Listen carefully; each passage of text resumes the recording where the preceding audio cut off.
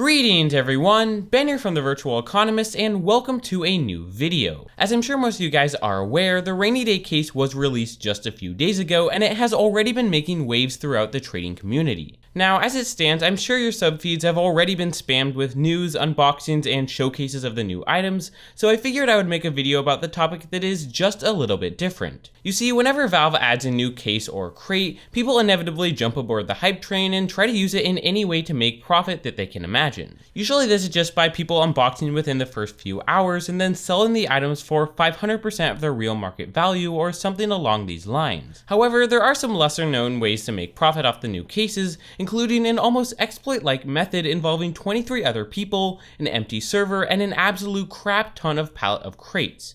You curious as to what I'm talking about? Well, welcome to the Rainy Day Pallet Extravaganza. Anyway, if you've been on Vatican City, Firepowered, or any main trading server in the last few days, you may have been privy to much of what I'm going to talk about involving the methods of this profit technique. In essence, it revolves around two factors. Number one, the way the item pallet of crates drops new cases, and number two, the cases having a significant value on the Steam community market. Do you think you know what's up? Well, here is the step-by-step process for getting this to work. Number one, find a private server and invite up to 23 people to join. This can be done on any public server, but in order to reduce the free rider problem, it is best to connect to an empty server and then go ahead and invite trustworthy friends. Well, why 23 other people, you might ask? Well, for those who don't know, the pallet of crate item works by giving away a free case or crate to up to 23 other people on the server you are currently on.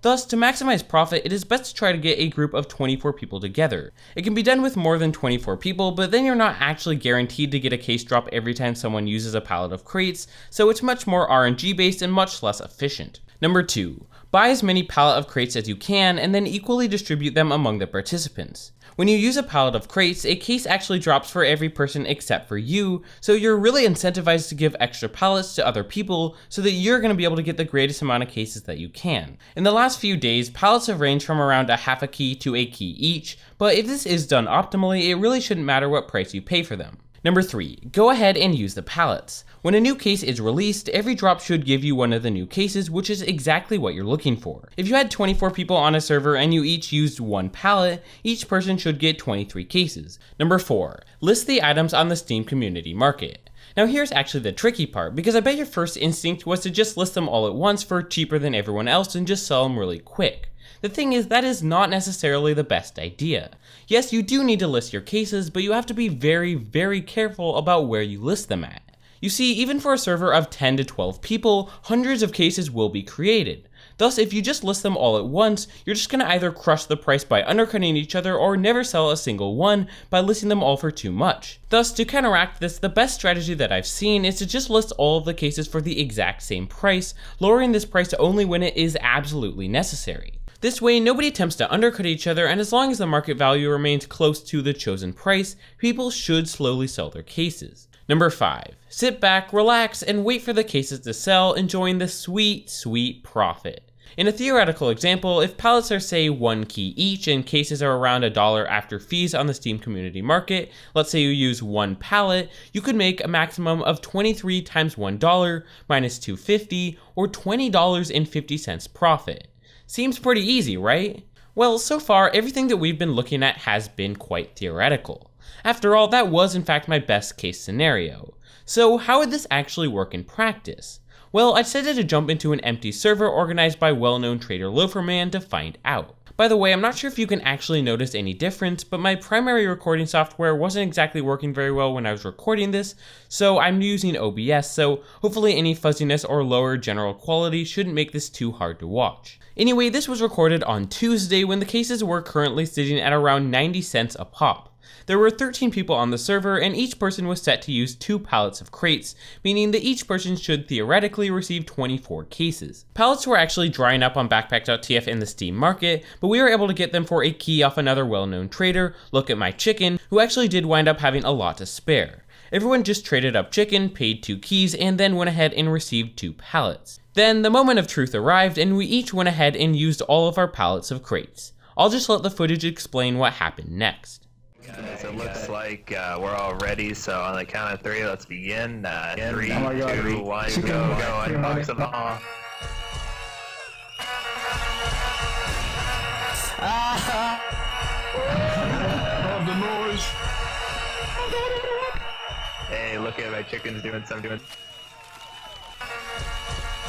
Hey, yo, Look at all these. Use them all, boys. Use them all. yes, Use them all, boys. Spam them all. Use them all. So many. Here comes the money. Already used all Use them mine. all. Did everyone use them all? yeah. I got 20 of them exact, yeah. Yeah. That's 20 exactly. Bro, rip $12. Here you go. I spent $12 on that. Yo, what do we sell these for on the market? Alright, so let me check the prices right now. Don't start listing it up yet. Anyway, after the dust settled, I ended up with 21 cases. Some people got 24 and others got 21, so I'm not exactly sure what happened, but either way 21 is still a pretty good amount for making profit. Since people didn't want to start an undercutting war on the Steam community market, everyone in this group agreed to list their cases for exactly 92 cents, or 80 cents after the tax, and wait for them to sell. Theoretically, this should give me a profit of 80 cents times 21 minus $5, or $11.08, which is still pretty good.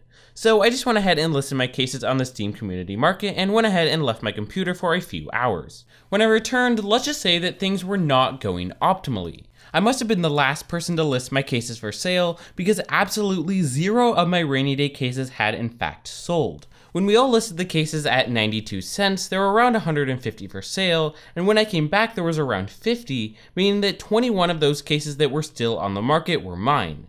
Now, this in and of itself wasn't exactly the worst thing that could have happened. The real problem was that the cases on the Steam community market were slowly lowering in price. Since the time I had returned to my computer, the median price of rainy cases had already fallen from around 89 cents to less than 70. At this point, I had two options. Number one, I could relist all of my cases and try to undercut everyone, getting around 55 cents per case after tax. Obviously, this wouldn't be the most ideal option, but in a pinch, I could potentially do it. Or number two, I could just go ahead and wait and see if the price would increase in the next hour. This option obviously would let me maximize profit, but it's not exactly guaranteed to happen.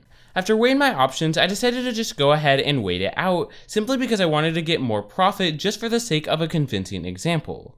Unfortunately, that turned out to be a pretty bad decision. In just a half hour, I came back to see the median price of rainy cases fall below 60 cents and was steadily decreasing. At this point, I was honestly thinking I might just have to scrap the video.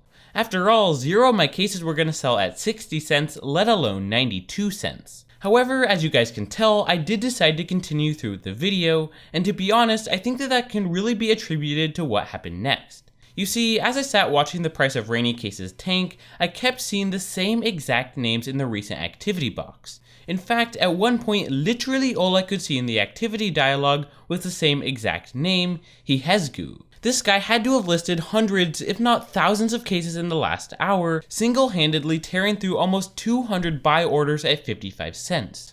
Obviously, there wasn't really a way people could use the pallet method to get this many cases, so I was initially suspicious. He had to be botting, right? Well, I figured I would do some detective work to find out. First off, and yes, I know this is pretty next level, I went ahead and googled his name. Bingo. His backpack.tf profile came right on up, and sure enough, it clearly showed exactly what I had been suspecting, that he was 100% using bots to farm item drops. This could be shown through the items in his backpack, as it only contained a few different types of items, mainly just a crap ton of untradeable keys and lots of rainy cases. You could tell he wasn't using the pallet method because the cases were not gifted, and upon clicking the histories there really was no information, signaling pretty clearly to me that they came from private backpacks. His Steam profile was also just as sketchy, with literally no recent games played and only 5 friends, all of which were other bots. Unfortunately, these bots were not his, so the investigation ended pretty quickly. But for a brief moment, I forgot about the profit method entirely because all of this was getting me thinking about the actual prevalence of botting in TF2. I mean, I'd always heard stories of people with lots of bot accounts, but I never actually thought that you could use it to make much money simply due to the low price of refined. But right here I actually had proof that if you had the resources and wanted to make a quick buck, all you needed to do was position a crap ton of bots on the release of a new case and just watch the money flow in.